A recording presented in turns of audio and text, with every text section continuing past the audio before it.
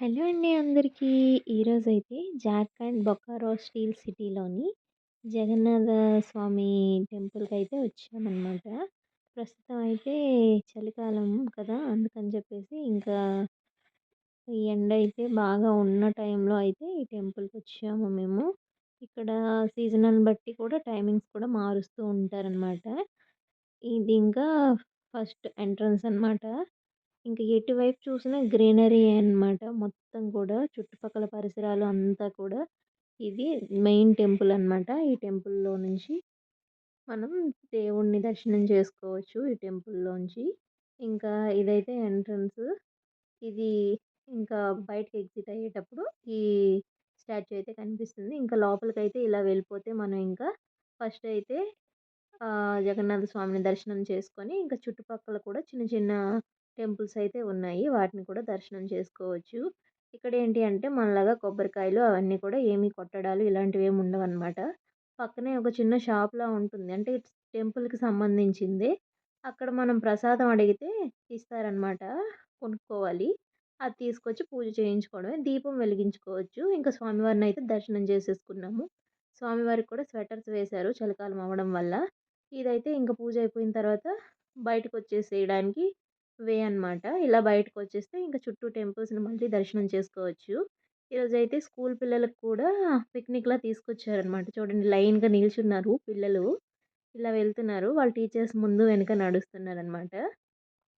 ఇంక ఇదైతే ఒక అమ్మవారనమాట. ఇలా అమ్మవారిని దర్శనం చేసుకొని, ఆ పక్కనే ఇంకా కూర్చోవడానికి కూడా ప్లేస్ ఉంటుంది చూడండి. స్టూడెంట్స్ అందరూ కూర్చున్నారు చక్కగా. ఇలా చుట్టుపక్కల దర్శనం చేసుకొని, ఇంకా కూర్చోవడానికి కూడా బావుంటుంది. నవగ్రహాలు అనమాట ఇది. ఇలా చూసుకొని మనం ఇంక ఇక్కడ సూర్యనారాయణ మూర్తి కూడా ఉన్నారనమాట. ఇలా చూసేవాళ్ళు చూసుకుంటారు. ఫోటో షూట్స్ చేసేవాళ్ళు ఫోటో షూట్స్, ఫోటోగ్రఫీ, రీల్స్ ఇలాంటివన్నీ చేసుకోవడానికి బావుంటుందనమాట ఈ ప్లేసు. ఈ టెంపుల్‌కి ఎలాంటి టికెట్ చార్జెస్ ఇలాంటివి ఏమీ లేవండి. ఇంకా టెంపుల్ అంతా ఓవర్ వ్యూ అయితే ఇలా ఉంటుంది. చుట్టూ కూడా గార్డెనింగే కదా! ఎంత బావుంటుందో ఫోటోస్‌కి బాగా నిజంగా చాలా బావుంటుంది. ఇంక ఇలా దర్శనం చేసుకొని లోపల నుంచయితే బయటకొచ్చేసిన తర్వాత ఇంక ఈ చుట్టుపక్కల ఉన్న చిన్న చిన్న టెంపుల్స్‌ని కూడా దర్శనం చేసుకుంటున్నాం. రండి మీరు కూడా చూద్దురు గాని ఏమేం టెంపుల్స్ ఉన్నాయి అని చెప్పేసి. ఇంకా ఇదైతే ఈ 2 టెంపుల్స్ వచ్చేసి ఒకటి గణేష్‌జీ అంటే వినాయకుడిది. అలాగే ఇంకొకటొచ్చేసి మనకి ఇది సూర్యనారాయణ మూర్తి టెంపులు. అలాగే సూర్యనారాయణ మూర్తి టెంపుల్ దగ్గర పక్కన వినాయకుడు, అలాగే ఆంజనేయ స్వామి కూడా ఉన్నారనమాట. ఇలా వీటిని దర్శనం చేసేసుకొని ఇంకొక సైడ్ అనమాట. రైట్ సైడ్, లెఫ్ట్ సైడ్ 2 వైపులా కూడా ఉన్నాయన్నమాట. ఇలా దర్శనం చేసేసుకొని ఇంకా లాస్ట్ మహాలక్ష్మి అమ్మవారిని దర్శనం చేసుకోవడానికి ఇంకొక వైపు అయితే వచ్చేసాము. ఇలా వచ్చేసి చూస్తే ఇక్కడ మహాలక్ష్మి అమ్మవారు అలాగే చూడండి ఈ పక్కన చూస్తున్నట్లయితే మీకు అమ్మవారు కనిపిస్తున్నారు.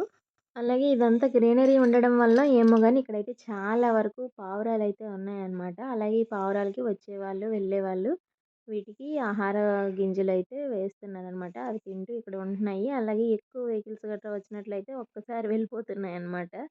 చిన్న పిల్లలు గట్రా ఉన్నవాళ్ళేమో సరదాగా ఆడుకుంటున్నారు చక్కగా ఈ పావురాలను చూస్తూ.